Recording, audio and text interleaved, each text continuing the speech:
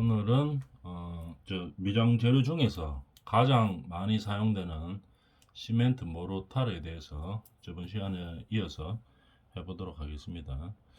자, 시공 방법, 시멘트 모르타르에 시공하는 방법. 첫 번째, 콘크리트 바탕면, 그러니까 미장을 바르는 바탕을 깨끗하게 해야 되겠죠.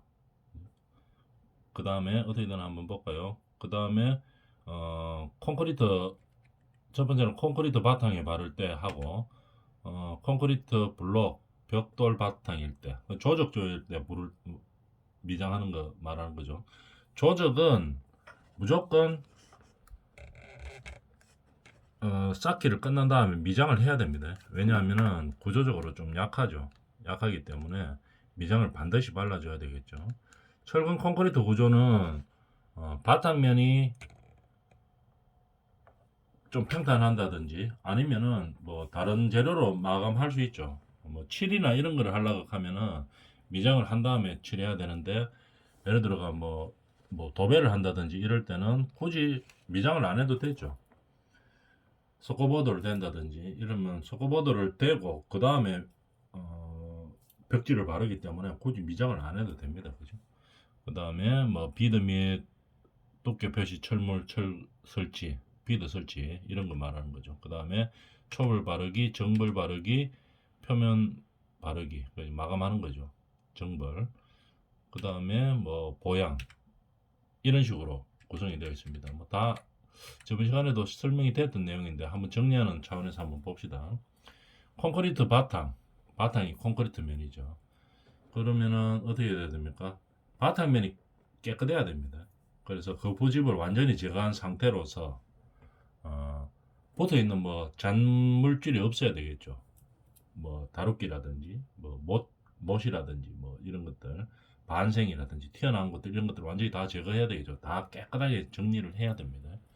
그 다음에 정리하고 나서 이렇게 보니까 뭐 당연히 그 부집도 제거 완전히 철거가 끝나야 될 거고, 그 부집하기 위해서 필요했던 뭐 묶었던 뭐 반생이라든지 뭐 폼타이 이런 것들 나올 수 있죠.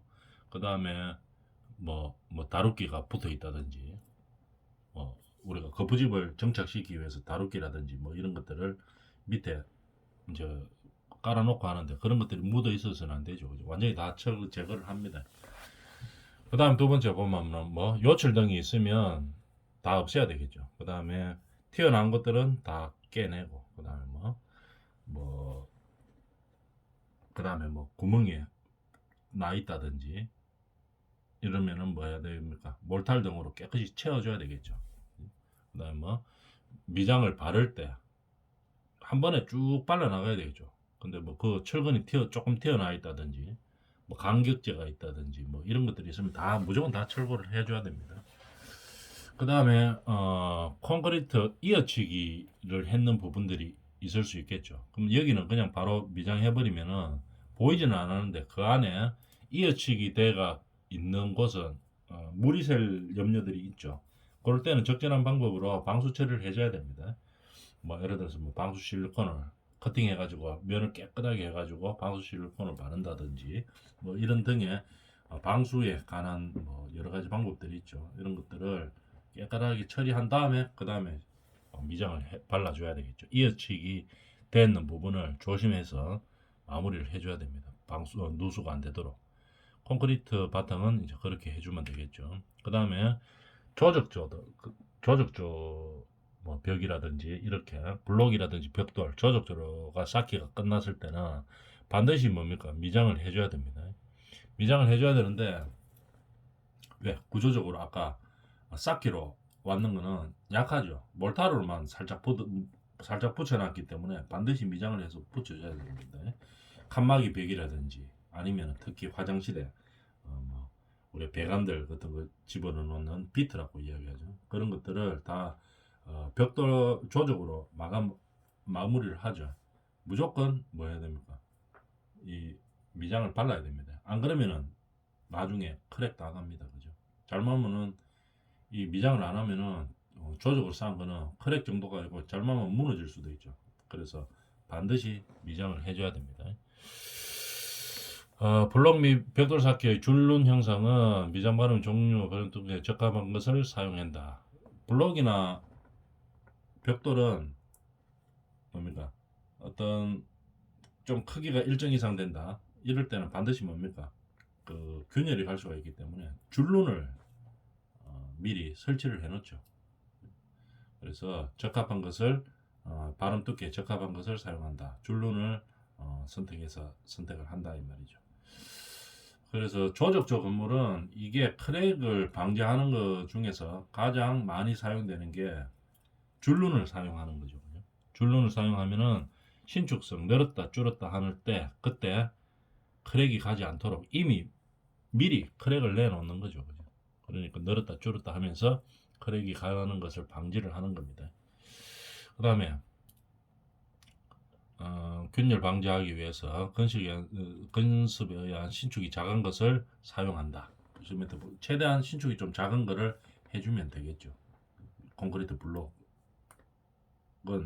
미장 발음 이런 거 할 때도 마찬가지고 신축이 하여튼 작아야 됩니다. 블록이나 벽돌이나 신축성이 좀 작은 방법으로 해야지 균열이 방지가 되는 거겠죠. 줄눈을 쌓든지 아니면 신축을 최대한 작은 재료로 사용하는 겁니다. 그 다음에 물 뿌리기 등을 해야 되겠죠. 근데 저번 시간에 했다시피 물 뿌리기 하는 가장 중요한 원리는 미장할 때 미장 재료에 섞여 있는 시멘트와 모래, 물 이렇게 섞여 있기 때문에 물이 흡수되지 않도록 양생에만 물이 사용될 수 있도록 물 뿌리기를 해줘야 되겠죠. 그래서 보수성, 흡수율 등을 고려하여 적절히 물 뿌리기를 한다 이 말입니다. 그 다음에 바탕면은 부착력을 감소시키는 이물질을 반드시 제거해야 되겠죠. 뭐 기름이 묻어 있다든지 이런 것들. 그 다음에 균일하게 서변 처리한 후에 그 다음에 바르기 작업을 실시하는 겁니다. 시공은.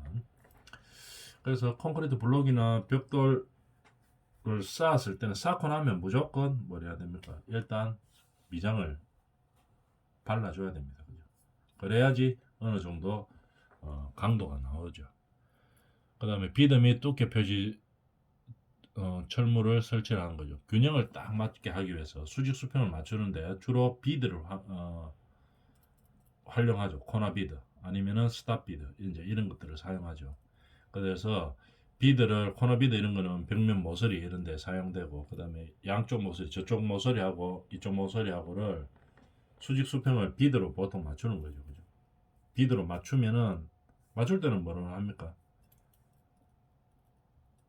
레벨기가 있죠. 레지 레벨기로 딱 맞춰가지고 수직 수평을 비드를 설치를 그렇게 합니다. 만약에 그런 게 없으면은 뭐 줄로 맞추면 되죠. 그래서 맞춰 놓고 코너를 맞춰 놓고 그 다음에 이제 미장을 발라주는 겁니다. 그러면 수직 수평이 정확하게 나올 수가 있겠죠. 이렇게 철물을 설치를 하고 비드나 뭐 두께 표시 철물 이런 거를 하고 그 다음에 이제 시공을 하는 거겠죠.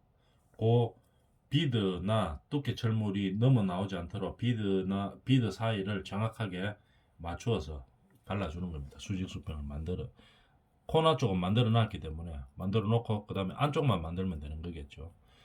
만들 때 초벌 바르기를 합니다. 초벌할 때 보통 뭐 초벌의 목적이 뭡니까? 이 미장하고 바탕체하고를 잘 붙이기 위해서 하는 거겠죠. 그래서 먼저 바른 몰탈의 물기가 그친 후 6mm 정도로 보통 만듭니다. 그 다음에 이렇게 초벌 바르기를 한 다음에 여기를 긁어주죠. 미장칼로 긁어내 주는 겁니다. 긁어내서 우들우들하게 만드는 거겠죠. 여기 보면 울퉁불퉁하게 되어 있죠. 이렇게 해서 정벌이나 재벌이나 정벌 발음할 때 부착력을 좋도록 만들어 주는 겁니다. 초벌 발음은 보통 한 10일 이상 양성시켜 가지고 흠이나 균열을 충분히 생기도록 만들어 주는 겁니다. 이미 균열 갈 거 다 균열이 가도록 만들어 놔 준다는 얘기겠죠. 그래야지 정벌이나 재벌 발음할 때 이미 초벌에서 다 균열이 가가 있기 때문에 뒤쪽에서는 이제 균열이 좀 적게 발생하는 거겠죠. 초벌을 그런 식으로 바릅니다. 그래서 초벌 발음할 때 보통 뭐 콘크리트 면이 내다가 프라이머를 칠해가지고 부착력을 높이는 경우도 있죠. 그래서 초벌 바르기를 하고 양생을 완전히 시켰죠. 그 다음에 이제 정벌 바르기를 하는 겁니다. 그 다음에 얼룩이나 들뜸이 없도록 하고, 그 다음에 초벌해서 완전히 초벌 바르면서 건조하고 경화되기를 기다린 후에 해야 되겠죠. 그래서 크랙이 갈 거를 초벌해서 다 만들어 준다 이 말입니다. 그 다음에 물축임을 충분히 해주고 그 다음에 정벌 바르기를 하는 거겠죠. 콜드 조인트가 생기지 않도록 벽면 전체를 한 번에 다 발라야 됩니다. 중간에 쉬면 안 되죠. 이 미장에서는 쉬면 안 돼요. 왜냐하면은 그러면은 이색 중간에 쉬었다가 다시 하면은 콜드 조인트가 생기는 거죠. 시간적인 차이가 있기 때문에요. 바탕면은 뭐 얼룩이나 들뜸이 없도록 해야 되는 거고, 그 다음에 이제 마감하는 겁니다. 그죠? 마감 표면 마무리를 하는 거겠죠. 근데 정벌 바르기 하기 전에 중간에 뭐 차이가 너무 난다, 평면도가 너무 뭐 고르지 않다 이러면 중간에 제벌 한 번 더 발라도 되겠죠. 근데 뭐 어느 정도 평면이 고르다 이러면 바로 재벌 없이 정벌 그냥 끝내버리는 겁니다. 그 정벌 바르기 하고 그 다음에 정벌이 마감이기 때문에 어떻게 합니까? 누름을 잘해야 되겠죠. 흑손으로 누름을 잘해야 됩니다. 그래서 특히 누름을 잘해야 되는 쪽은 마감되는 부분을 흑손으로 여러 번 잘 눌러서 매끈하게 되도록 해줘야 되겠죠. 그 다음에 마감 부분 말고 중간 부분은 어떻게 합니까? 보통 이 흑손으로 중간 부분이 넓기 때문에 그걸 하기는 좀 힘들죠. 그래서 보통 미장칼로 눌러줍니다. 누르면서 쭉 이제 왔다 갔다 하면서 고르게 눌러주는 거겠죠. 그 다음에 물기를 어느 정도 양성이 된 다음에 이제 급격한 건조를 방지하기 위해서 물기를 발라줍니다. 물기를 아래 위로 이제 쭉 가면서 발라주는 거겠죠. 솔질을 하는 거겠죠. 보통 뭐 솔은 조그마기 때문에 너무 조그만하기 때문에 큰 빗자루로 하죠. 빗자루로 그 플라스틱 빗자루는 안 되고 이거 기스가 나니까 그 대나무 빗자루 같은 거 부드러운 거죠. 그런 거로 물을 충분히 축 적셔가지고 어느 정도 건조되고 양성되고 난 다음에 물기를 발라주는 겁니다. 그래서 표면 마무리를 하는 거겠죠. 흑선 마무리를 잘해야 됩니다. 누름을 잘해야 되는 거겠죠. 전체적으로 마무리할 때는 누름을 잘해야지 부착력도 생기고 일정 강도가 생기고 이렇게 하는 거겠죠. 그 다음에 보양을 잘 시켜야 됩니다. 보양할 때 중요한 것은 뭐 한다? 건조가 빨리 되는 것을 막아야 됩니다. 급속한 건조를 방지를 해야 되겠죠. 그래서 급속한 건조가 되는 것은 물기가 빨리 증발되기 때문에 물기가 빨리 증발되지 않도록 그렇게 하는 겁니다. 그 다음에 뭐 2, 3일 정도는 물 축이기를 계속 해주는 거겠죠. 물 축이기를 계속 해가지고 균열이 발생하는 것을 막는 거죠. 건조가 급속하게 되는 것을 막아주는 거겠죠. 그래서 초기 보양이 품질 향상에 아주 중요합니다. 처음에 보양이 잘못돼 버리면은 균열이 가기 시작하면은 계속 균열이 가는 거겠죠. 그래서 초기 보양이 품질을 향상시키는데 아주 중요하기 때문에 초기 보양이 잘 되도록 중점적으로 관리를 하는 겁니다. 자, 시멘트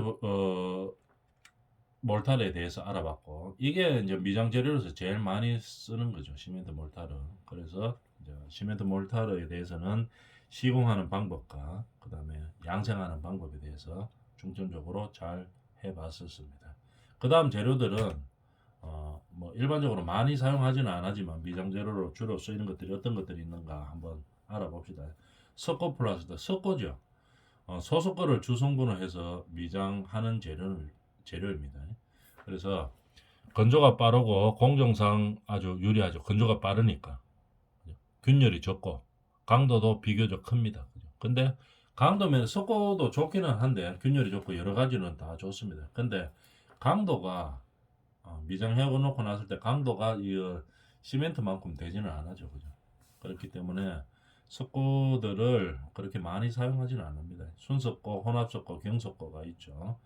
순석고는 중성이고, 혼합석고는 약알칼리성이고, 그 다음에 경석고는 약산성입니다. 그죠? 이 중에서 강도가 제일 큰 거는 이거 경석고죠. 단단하다는 얘기죠. 석고 중에서. 소석고는 이제 뭐 특징들에 대해서 그냥 간단하게만 알아놔 주면 되겠습니다. 150도에서 190도 정도에서 천천히 가열하여 결정수가 4분의 3 방출된 석고를 소석고라고 이야기하고, 경석고는 한 500도 범위에서 가열하여 결정수가 모두 방출된 석고를 경석고라고 이야기합니다. 그냥 뭐 이런 내용이 있다 하는 정도만 알아놔 주면 되겠죠. 그래서 석고 플라스터에 대해서 지금 알아보고 있죠. 경석고에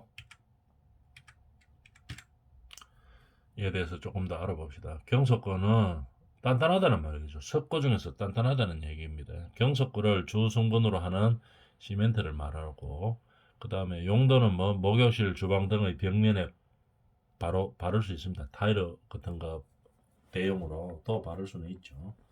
그 다음 모르타르면이나 석고보드면, 나무면에 주로 바를 수 있고, 바닥 발음 공사도 가능합니다. 왜냐하면 경도가 높기 때문에, 좀 단단하기 때문에 바를 수 있다 이 말이겠죠.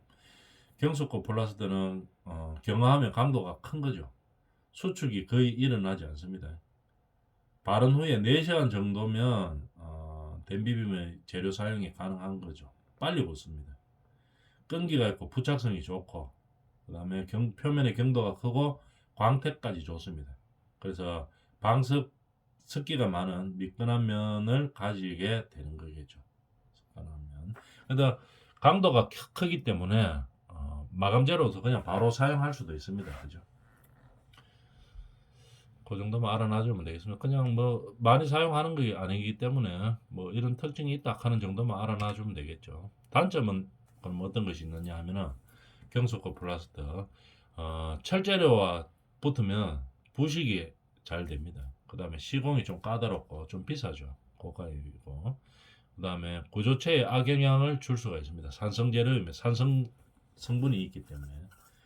그 다음에 응결이 느리고 촉진제를 배합을 해야 된다는 얘기겠죠. 뭐 이런 특징들이 있으니까 이런 장단점이 있다 하는 정도만 알아놔주면 되겠습니다. 그 다음 회반죽. 회반죽은 우리가 어디 주로 많이 쓰는가 하면은, 여기 이거 해초 끓인 물에다가 뭐 식물성 섬유질을 넣어서 회반죽을 만들어서 해가 마감을 짓는 거겠죠. 주로 한옥 건물들 이런 데 많이 쓰이겠죠. 하반죽 플러스터 특징에 대해서 한번 볼까요? 소석회에다가 여물이나 풀, 모래 등을 섞어서 물로 바뀐 것을 반죽하여 발음하는 겁니다. 소석회에다가 여물이나 풀, 모래 등을 섞어서 반죽하는 겁니다. 소성이 크고 시공 후에 표면이 공기에 접하면 탄산칼슘으로 되어 단단한 피막을 형성하는 겁니다. 재료는 뭐 소석회에다 풀이나 여물 같은 거를 쓰는 거겠죠. 벽지 이런 것들, 해초풀 이런 것들을 쓰는 겁니다. 그다음에 석회는 뭐 한 1200도, 900에서 1200 정도로 가열 소성하여 생석회를 얻고, 여기에 물을 첨가하여 소석회가 되며 미장용 회반죽으로 이 소석회가 사용된다 이 말이겠죠. 회반죽입니다. 회반죽. 특징은 공기 중의 탄산가스와 반응하여 경화되는 기경성이죠. 물로 반응하는 게 아니고 공기로 반응한다 이 말입니다. 외관이 부드러우며 저렴한 재료이고, 뭐 풀 같은 거 썰어가 썼으니까 저렴한 재료이겠죠. 옛날에 우리나라에 뭐 한옥이나 초가집 질 때 많이 썼었죠. 경화시 건조 수축에 비하여 건조가 발생하며 건조가 늦다. 강도가 약하며 비내수성에 사용된다. 이 말. 강도가 좀 약합니다. 시공법은 석회와 모래를 건비빔하고, 그냥 쭉 읽어주면 되겠습니다. 이게 뭐 많이 사용되는 것이 아니기 때문에 이런 것이 있다 하는 정도만 알아놔주면 되겠죠. 해초풀과 여물을 혼합 반죽하여 사용하는 겁니다. 그 다음에 물은 사용하지 않는다. 이게 기경성이기 때문에 그런 거죠. 공기와 반응해서 그냥 기경성으로 만드는 겁니다. 물을 사용하지는 않죠. 수경성이 아니라는 얘기겠죠. 그 정도만 알아놔주면 되겠습니다. 사용되는 재료 정도 하고 소스케 하고 뭐 풀이나 여물, 모래 정도로 섞어서 첨가해서 사용하고 그 다음에 뭐 기경성이다 하는 거 그 정도만 알아놔주면 되겠죠. 그러니까 물을 사용 안 한다 이 말이겠죠.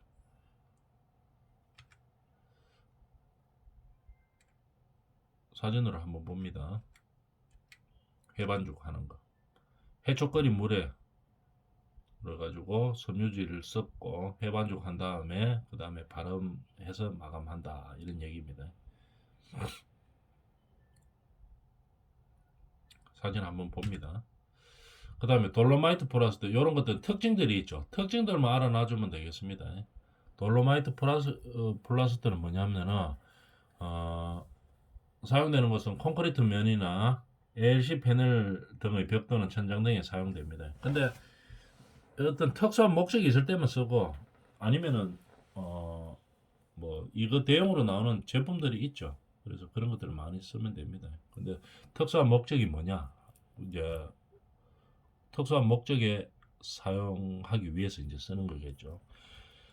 특성에 대해서 한번 볼까요? 점성이 높고 작업성이 좋기 때문에 풀이 필요하지 않고 변색이나 냄새, 곰팡이가 없으면 보수성이 좋다. 돌로마이트 플라스트 특징입니다.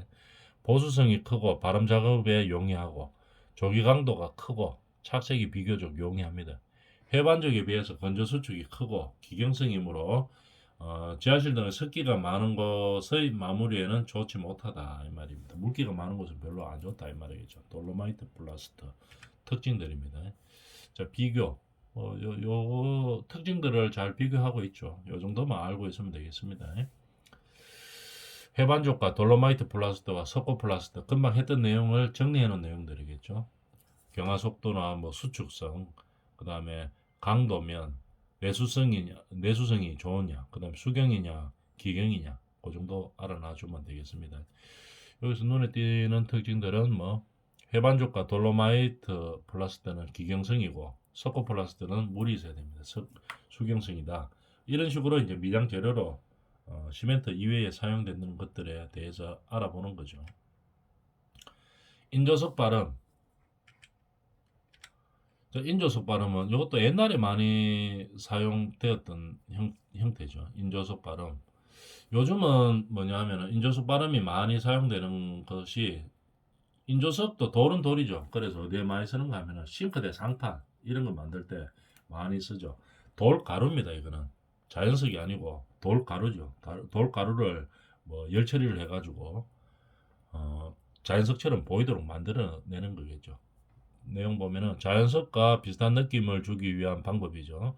시멘트에 모래, 화강석, 안료를 혼합하여 발음한 후 표면을 마무리하는 거겠죠. 마무리한 후에 뭐 다듬기를 하는 거겠죠. 긁어내고 다듬고 이렇게 하는 겁니다. 그래서 인조석을 발음하는 거겠죠. 아니면은 싱크대 상판 이런 거는 인조석을 그 위에 현장에서 바로 발라도 되지만 바로 발라서 뭐 가려내기 해도 되지만 보통 뭡니까 공장에서 사이즈 재가지고 찌가지고 만들어서 나오죠. 열 처리를 해가지고 이제 그렇게 해도 되고 현장에서 만들어도 되고 이제 그런 형태입니다.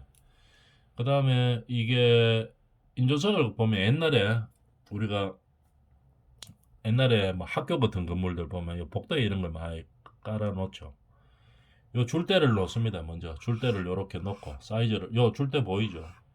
동 같은 걸로 옛날에는 요렇게 많이 했었습니다.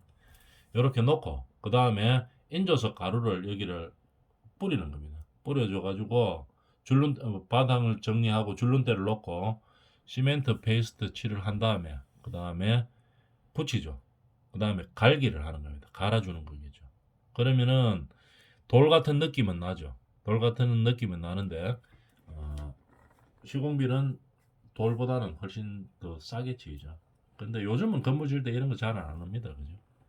왜냐하면은 요즘 뭐 우리나라 돌은 좀 없지만 뭐 중국 수입도 많이 하죠. 그래서 돌 양도 뭐 수입도 많이 되고 이렇기 때문에 돌 가루로 뭐 돌 같은 느낌을 내는 이런 인조석 발음 이런 거는 잘 안 하죠. 그러나 하는 방법은 알아놓습니다. 바탕을 깨끗하게 한 다음에 그 다음에 줄눈대를 놓고 그러면 이제 크기가 이렇게 나중에 나오겠죠. 그 다음에 이 돌가루를 갈아는 칠을 하는 겁니다. 칠을 하고 양생을 한 다음에 그 다음에 뭐 갈아내는 거겠죠. 그러면 돌 같은 느낌을 나도록 하는 거겠죠.